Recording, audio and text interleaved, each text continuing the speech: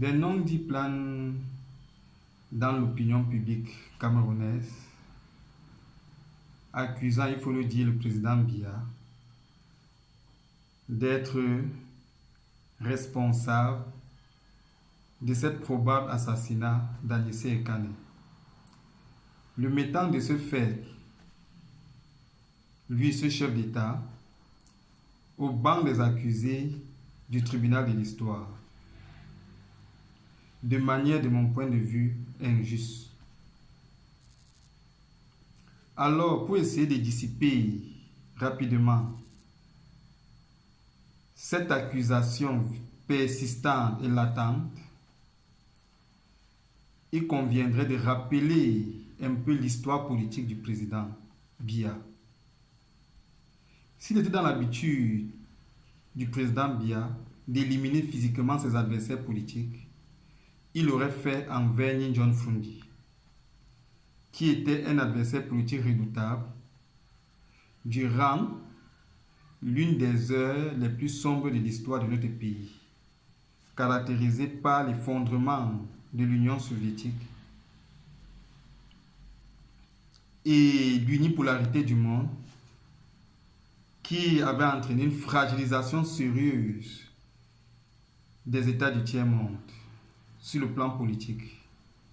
Mais le président Biya, durant ces heures où les nations du tiers-monde étaient fragiles et le Cameroun ne faisait pas exception, sa survie et son existence étant menacées, durant cette période sombre et délicate de l'histoire de notre pays et des États du tiers-monde, le président Biya a choisi d'affronter Nyi John Fundi sur le terrain politique. S'il était dans l'habitude du président Biya de s'en prendre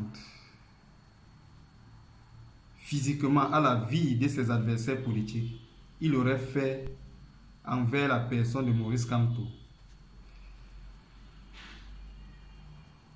Maurice Kamto, en 2018, a été le principal adversaire politique du président Biya. Et entre 2018 et 2025, a commis des erreurs politiques qui l'a fragilisé. Un homme politique froid du type machiavélien l'aurait subtilement éliminé physiquement sans que l'opinion publique ne s'intéresse à cette actualité. Mais le président Biya ne l'a pas fait, a préféré affronter le professeur Maurice Kamto sur le terrain politique. Et ses erreurs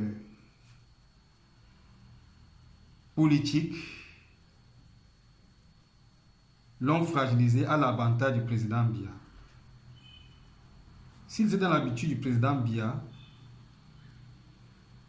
de régler ces questions politiques en s'en prenant physiquement à la vie de ses adversaires politiques, il aurait fait récemment envers Issa Chiroma. Les intentions d'Issa Chiroma étaient connues d'avance, bien avant que les élections présidentielles n'aient lieu, et qu'il n'ait des outils ou des prétextes de ces contestations politiques. Il y a eu une conférence de presse où le ministre de l'administration territoriale a anticipé sur ce que Issa Chiroma prévoyait de faire, à savoir, après les élections, se réfugier dans sa région d'origine et les contester. Le ministre de l'administration territoriale a révélé cette intention d'Issa Chiroma avant qu'il ne passe à l'acte. Dès ce moment-là, subtilement, il y avait des possibilités de s'en prendre physiquement à sa vie sans que l'opinion publique n'y prête une attention, puisqu'il sortait des entrailles de l'administration Biya et connaissait une impopularité. ne jouissait pas encore du degré de popularité dont il semble jouir actuellement.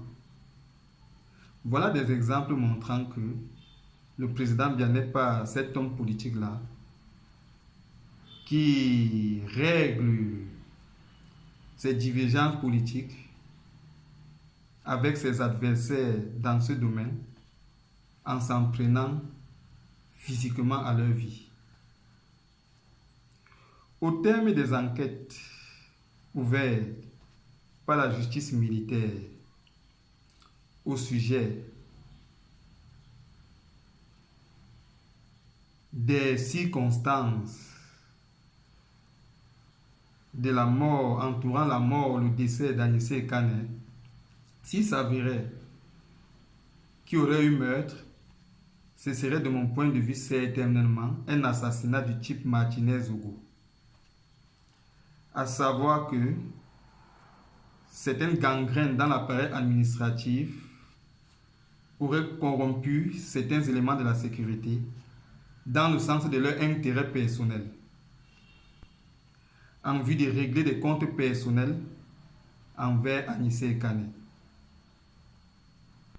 Je pense que c'est plus dans ce sens-là, au cas où il y aurait meurtre,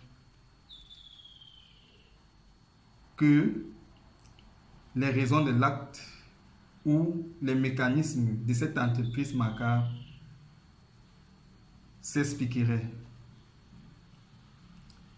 Il y a une certaine gangrène dans l'administration qui pense que des gré ou de force, ils vont succéder au président Biya et que, en ce sens, l'opposition apparaît comme un troisième larron qui vient brouiller leur jeu politique et les empêcher de se concentrer sur le président Biya en vue de l'évincer dans une révolution de palais et de le succéder par la force s'il le faut. Toujours est-il que s'il serait passé à l'acte, ou si ce serait dans le cadre de leur entreprise et de leur volonté inarrêtable d'atteindre leurs objectifs, si dans ce cadre-là, il se serait tant pris à la vie d'Anissé Kane, comme c'est le cas pour le meurtre de Martinez-Zogo, la justice exprimerait à leur endroit la répression la plus dure et légale possible. Que l'âme d'Anissé Kane repose en paix auprès des héros de ce pays qu'il a toujours admiré. C'était un adversaire politique reconnu de tous, quel que soit le bord politique où on se trouvait, pour son patriotisme et respecté pour cela. Qu'il repose en paix.